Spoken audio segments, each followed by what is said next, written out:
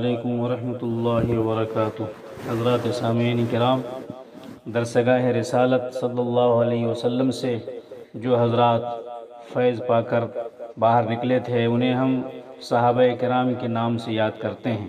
قرآن نے ان کی بہت ساری خوبیوں کو بیان کیا ہے۔ ہم آپ کے سامنے ان خوبیوں میں سے چند کو پیش کرنے کی کوشش کرتے ہیں۔ اللہ تعالی ہمیں ان کے نقش قدم پر چلنے کی توفیق عطا فرمائے۔ قرآن مجید کہتا ہے اعوذ باللہ من الشیطان الرجیم وَيُؤْثِرُونَ عَلَىٰ أَنفُسِهِمْ وَلَوْ كَانَ بِهِمْ خَصَاصَةٌ، وہ دوسروں کو اپنی ذات پر ترجیح دیتے ہیں، ان کی ضرورتوں کو اپنی ضرورتوں پر مقدم رکھتے ہیں، خواہ ان کا نقصان ہی کیوں نہ ہو۔ اللہ کے رسول صلی اللہ علیہ وسلم کے پاس ایک شخص آتا ہے اور کہتا ہے اے اللہ کے رسول صلی اللہ علیہ وسلم، بھوک لگی ہے، رات کا وقت ہے۔ آپ صلی اللہ علیہ وسلم اپنی ازواج کے پاس پوچھواتے ہیں کہ کھانے کو کچھ ہے؟ جواب ملتا ہے کچھ بھی نہیں ہے۔ آپ صلی اللہ علیہ وسلم ارشاد فرماتے ہیں آج کی رات اس کی مہمان نوازی کون کرے گا؟ حضرت ابو طلحہ رضی اللہ تعالیٰ عنہ جواب دیتے ہیں اے اللہ کے رسول صلی اللہ علیہ وسلم، میں کروں گا۔ گھر لے جاتے ہیں، کھانا اتنا مختصر کہ خود کھا لیں یا مہمان کو کھلا دیں۔ بیوی سے کہتے ہیں بچوں کو کسی طرح سلا دو اور چراغ گل کر کے کھانا مہمان کے آگے لگا دو۔ بیٹھیں گے ہم بھی، لیکن کھانے کے لیے نہیں، صرف یہ تاثر دینے کے لیے کہ کھانے میں ہم بھی شریک ہیں۔ کھانا کم ہے، اگر ہم بھی شریک ہو گئے تو مہمان کا پیٹ نہیں بھر پائے گا۔ چراغ گل کرنے کا فائدہ یہ ہوگا کہ مہمان شکم سیر ہو کر کھائے گا اور اسے یہ احساس نہیں ہو پائے گا کہ ہم نے کھانا نہیں کھایا۔ حضرت عبداللہ بن عمر رضی اللہ تعالیٰ عنہ بیمار ہیں، انگور کھانے کی خواہش ہوتی ہے۔ ایک درہم میں انگور کا ایک خوشہ خرید کر لایا جاتا ہے، ہاتھ میں وہ خوشہ آ بھی نہیں پاتا کہ ایک سائل آ پہنچتا ہے، حکم ہوتا ہے کہ انگور کا وہ خوشہ اس سائل کو دے دیا جائے۔ حضرت عائشہ رضی اللہ تعالی عنہا روزہ سے ہیں، گھر میں صرف ایک روٹی ہے جو افطار کے لیے بچا کر رکھی گئی ہے۔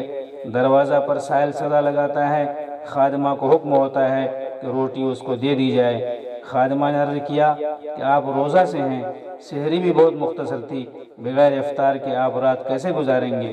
حکم ہوتا ہے پھر بھی دے دو۔ صحابہ کرام کی دوسری صفت یہ بیان کی گئی ہے تتجافى جنوبهم عن المضاجع، ان کے پہلو بستر سے الگ رہتے ہیں۔ حضرت علی رضی اللہ عنہ کا نمونہ ملاحظہ فرمائیے۔ زرار بن زمرہ رضی اللہ تعالیٰ عنہ کہتے ہیں رات کا اندھیرا پوری طرح پھیل چکا تھا، آسمان پر چمکتے ستارے بھی اپنے چہرے پر سیاہ نقاب ڈال چکے تھے۔ میں نے دیکھا کہ حضرت علی رضی اللہ تعالیٰ عنہ مسجد کے محراب میں کھڑے تڑپ رہے ہیں، بلک بلک کر رو رہے ہیں، گڑ گڑا کر دعائیں مانگ رہے ہیں اور دنیا کو مخاطب کرتے ہوئے یہ کہہ رہے ہیں اے دنیا، میں نے تجھ کو 3 طلاق دی، تعلقات کی بحالی کا اب کوئی امکان نہیں، عمر تیری بہت مختصر، زندگی تیری نہایت حقیر اور خطرہ تیرا بڑا، سفر کتنا طویل ہے، راستہ کتنا ویران ہے اور زاد سفر کتنا مختصر ہے۔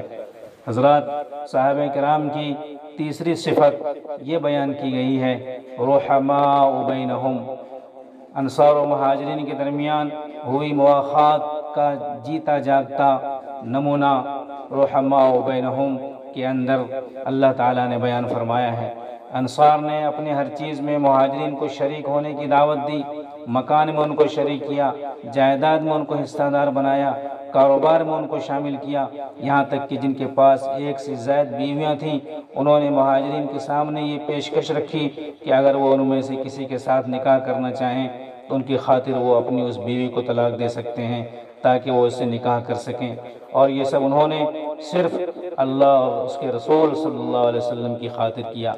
عبادات کا اہتمام دیکھیے، نماز کا وقت ہے، کسی وجہ سے نماز میں تاخیر ہو گئی تو اس کی سزا حضرت عمر رضی اللہ تعالیٰ عنہ نے اپنے نفس کو اس طرح دی کہ 2 لاکھ درہم کا ایک باغ جو انہیں بہت عزیز تھا صدقہ کر دیا۔ حضرت طلحہ رضی اللہ عنہ اپنے باغ میں نماز پڑھ رہے ہیں، باغ اتنا گھنا کہ دن میں بھی رات کا گمان ایک چڑیا نہ جانے پائے، اور ایسی حالت میں اچانک ایک چڑیا اندر گھس گئی اور پھنس کر پھڑپھڑاتی رہی لیکن نکل نہ سکی۔ چڑیا کے فڑفڑانے سے حضرت طلحہ رضی اللہ تعالیٰ عنہ کی یکسوئی میں خلل پڑا، نماز میں جو خشوع ہوا کرتا تھا اس میں کچھ فرق آیا، کسی طرح نماز ادا کی اور فارغ ہوتے ہی باغ یہ کہہ کر صدقہ کر دیا کہ اس کی وجہ سے میری نماز میں خلل پڑا، اس لیے اب یہ باغ میرے پاس نہیں رہے گا۔ احتیاط کا عالم دیکھیے، حضرت عمر رضی اللہ تعالیٰ عنہ گوشت رات میں گھوم رہے ہیں، گشت فرما رہے ہیں، راستہ میں آپ کا گزر اونٹوں کی ایک چراگاہ سے ہوا، ایک اونٹ آپ کو دوسرے اونٹوں کے مقابلے میں کچھ زیادہ ہی فربا نظر آیا، پوچھا یہ اونٹ کس کا ہے؟ لوگوں نے بتایا آپ کے صاحبزادہ عبداللہ کا ہے۔ یہ سننا تھا کہ آپ کے چہرے کا رنگ بدل گیا، فوراً عبداللہ بن عمر کو طلب کیا اور ان سے دریافت کیا یہ اونٹ تمہارے پاس کہاں سے آیا؟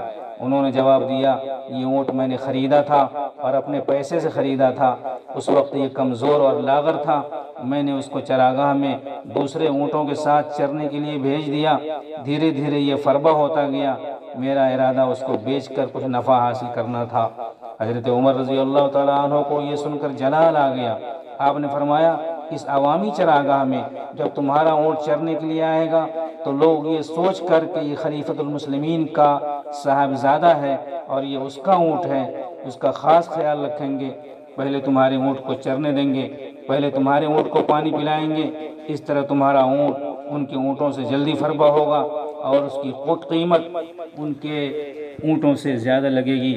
اس کے بعد انہوں نے اپنے صاحبزادہ کو مخاطب کرتے ہوئے کہا اے عبداللہ اس اونٹ کو بیچ دو، جتنی رقم میں تم نے اس کو خریدا تھا وہ رقم اپنی لے لو اور باقی زائد رقم بیت المال میں جمع کر دو، کیونکہ وہ تمہارا حق نہیں ہے۔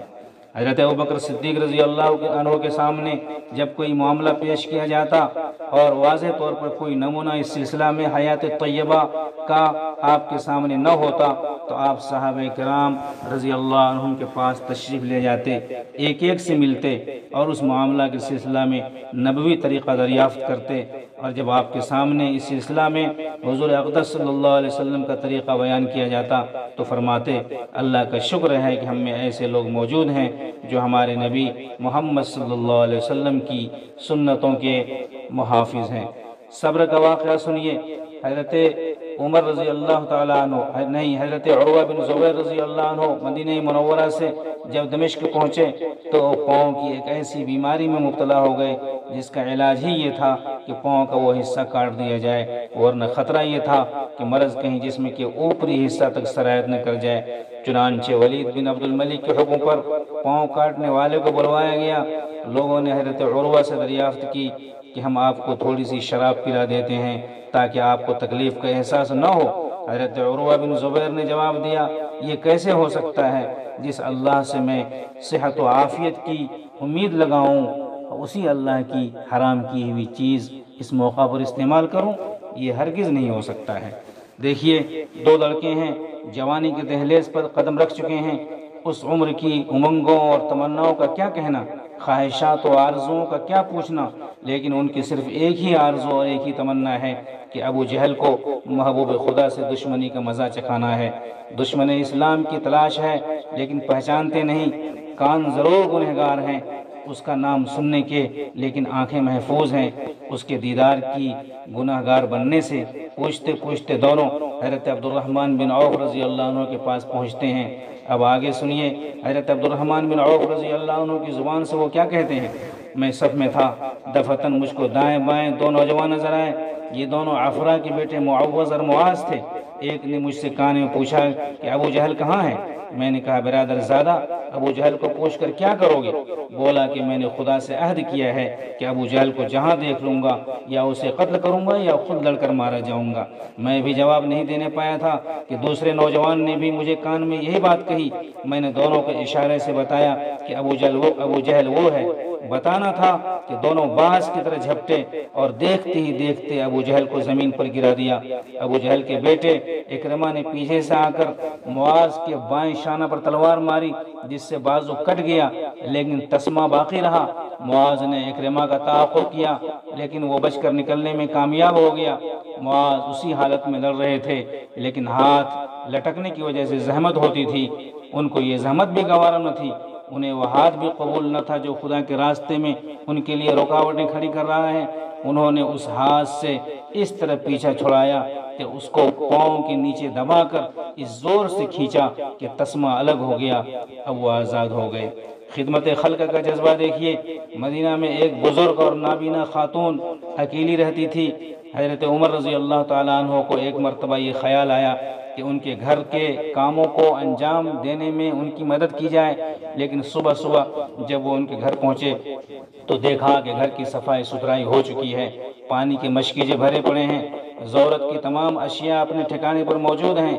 انہیں سخت حیرانی ہوئی کہ صبح سے قبل یہ کام کون کر گیا۔ بوڑھی خاتون سے دریافت کیا تو وہ بولی، بیٹا مجھے نہیں معلوم کہ خدا ترس آدمی جو یہ تمام کام فجر سے پہلے انجام دے جاتا ہے۔ حضرت عمر رضی اللہ تعالیٰ عنہ اگلے روز فجر سے پہلے بوڑھی خاتون کے گھر پہنچے تو معلوم ہوا کہ ابو بکر رضی اللہ تعالیٰ عنہ خلیفہ ہونے کے باوجود یہ تمام کام انجام دیتے ہیں۔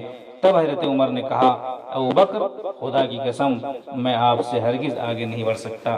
حضرات، یہ چند نمونے تھے اتباع سنت کے اور عشق و محبت کے جو حضرات صحابہ کرام رضوان اللہ علیہم اجمعین کے پیش کیے گئے ہیں۔ اللہ تعالی ہمیں ان کے نقش قدم پر چلنے کی توفیق عطا فرمائے اور اسی طرح سے اتباع سنت اور حضور اکرم صلی اللہ علیہ وسلم کی پیروی کی توفیق نصیب فرمائے۔ آمین۔ وآخر دعوانا